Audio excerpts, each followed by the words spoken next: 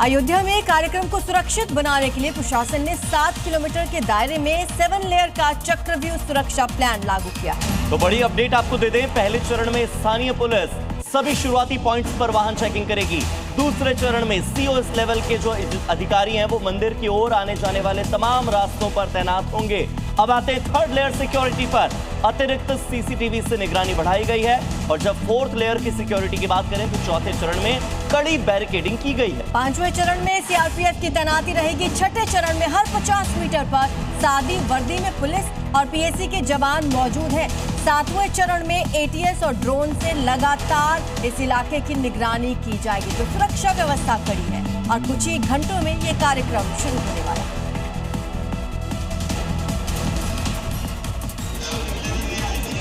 SPG से लेकर NSG commando की तैनाती ये बताने के लिए काफी है कि अयोध्या का सुरक्षा घेरा कितना मजबूत है। चप्पे चप्पे पर जवानों की तैनाती की गई है। दिल्ली ब्लास्ट के बाद योगी सरकार के लिए चुनौती दोगुनी हो चुकी है। ऐसे में सुरक्षा को लेकर कोई चूक की गुंजाइश नहीं छोड़ना चाहते हैं और इसके लिए राम मंदिर के साथ साथ 7 किलोमीटर के दायरे में 7 लेयर का सुरक्षा चक्रव्यूह रचा गया है। मंगलवार को अयोध्या के इतिहास में एक और अध्याय जुड़ने वाला है और इसके साक्षी पीएम मोदी से लेकर कई वीआईपी बनेंगे और उनकी सुरक्षा भी सबसे अहम है। इसीलिए जमीन पर जवानों की तैनाती की गई है तो आसमान से आर्मी के हेलीकॉप्टर दिखाई दे रहे हैं।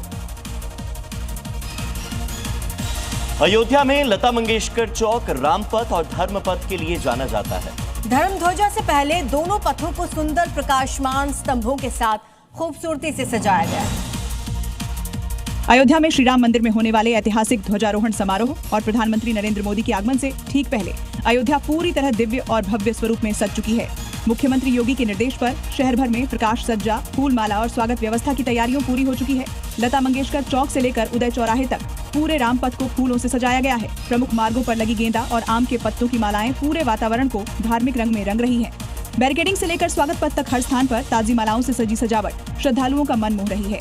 साफ सुथरी सड़कों पर लगी पुष्प मालाएं शहर को उत्सव जैसा स्वरूप प्रदान कर रही हैं। कह सकते हैं कि मुख्यमंत्री योगी आदित्यनाथ का भरोसा ही है जो यूपी की सुरक्षा का जिम्मा नारी शक्ति को सौंपा गया है। हम बात कर रहे हैं दुर्गा फोर्स की। दुर्गा फोर्स को राम मंदिर पर ध्वजारोहण को बिना विघ्न पूरी कराने की जिम्मेदारी दे दी गई है। ये वही दुर्गा फोर्स है जो अपराधियों का इलाज करना भी जानती है तो देश की सुरक्षा के लिए फ्रंट लाइन पर भी खड़ी दिखाई देती है। रामनगरी में हाईटेक हथियारों से लैस ये आरएएफ की महिला टुकड़ी है जिसे अयोध्या की सुरक्षा के लिए तैनात किया गया है। मंदिर के मुख्य द्वार पर तैनात इस महिला ब्रिगेड से बच पाना आसान नहीं होगा क्योंकि कार्यक्रम में पीएम मोदी समेत कई वीवीआईपी पहुंचेंगे। ऐसे में महिला आरएएफ टीम की चुनौती और बढ़ जाती है, लेकिन योगी की ये नारी शक्ति हर मुसीबत का सामना करना जानती है। तो राम मंदिर ध्वजारोहण कार्यक्रम में मिर्जापुर के देव रहा बाबा आश्रम से 501 मन लड्डू भेजे गए हैं। ये रामलला को भोग लगने के बाद महाप्रसाद के रूप में भक्तों में बांटा जाएगा। इन लड्डुओं को तैयार करने के लिए शुद्ध देशी घी का इस्तेमाल किया गया है। लड्डुओं को बनाने के बाद स्टील के डब्बे में पैक किया गया। एक डब्बे में 11 लड्डू रखे गए।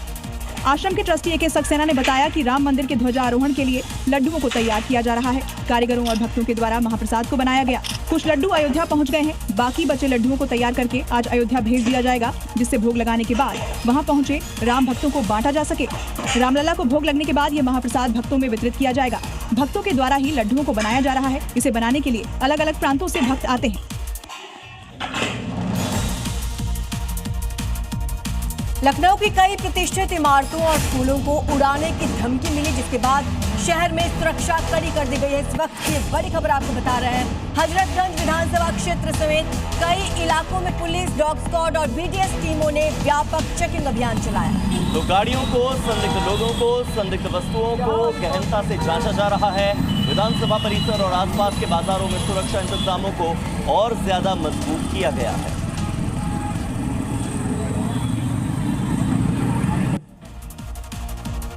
तो अयोध्या के श्री राम जन्मभूमि मंदिर में ध्वजारोहण समारोह से पहले राजधानी लखनऊ में पुलिस की ओर से चेकिंग अभियान चल रहा है।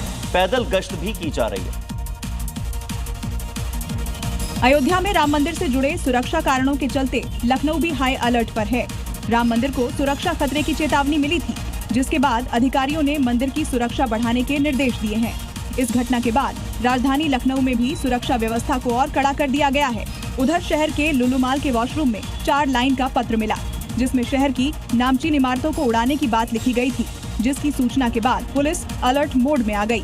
अयोध्या में भव्य राम मंदिर के ध्वजारोहण कार्यक्रम में प्रधानमंत्री नरेंद्र मोदी राम मंदिर में ध्वजारोहण करेंगे, जिसके तहत पूरे प्रदेश में सुरक्षा खड़ी करने के निर्देश दिए गए हैं। मथुरा वृंदावन में आज बांके बिहारी का जन्मोत्सव बड़े धूमधाम से मनाया जाएगा। बांके बिहारी महाराज का 482वां प्रकटोत्सव मनाया जा रहा है, जिसके लिए बांके बिहारी मंदिर, श्री हरिदास पीठ मंदिर और निधि वनराज में कई कार्यक्रम रखे गए हैं। जन जन के आराध्य बांके बिहारी के प्राकट्योत्सव पर धर्मनगरी वृंदावन में चारों ओर उल्लास छाया हुआ है। निधि वनराज मंदिर में प्राकट्य स्थली पर सभी तैयारियां पूरी कर ली गई हैं। मंदिर में कल से ही देश विदेश से श्रद्धालुओं की भीड़ जुट रही है। अपने आराध्य के दर्शन कर भक्तों का उत्साह देखते ही बन रहा है। सेवायतों की ओर से प्राकट्य स्थली पर दूध, दही, घी, बुरा और जड़ी बूटियों से महाअभिषेक किया जाएगा। इसके साथ ही उनकी आरती उतारी जाएगी। महाअभिषेक के बाद बधाई का सिलसिला शुरू होगा। राम मंदिर के ध्वजारोहण कार्यक्रम ने मुस्लिम पड़ोसी नूर आलम को भी न्योता दिया गया है। देखिए, भगवान श्री राम के पड़ोसी के नाम से जाने जाने वाले मुस्लिम पड़ोसी नूर आलम को भी ध्वजारोहण समारोह में निमंत्रण भेजा गया है। ये हमारा सौभाग्य था कि हमको जो है इस कार्यक्रम के अंदर में हमको मौका मिला और हम जाएंगे, बिल्कुल जाएंगे। और चूंकि एक ऐसा इतिहास लिखने वाला है और उसके हम लोग साक्षी बनने वाले हैं, तो इससे अच्छी और कोई बात तो हो ही नहीं सकती। जीवन के अंदर में ये सब पल हमेशा याद रहेंगे। नूर आलम खुद को निमंत्रण मिलने से बेहद खुश है। ध्वजारोहण समारोह के लिए इस बार एक खास पहल की गई है।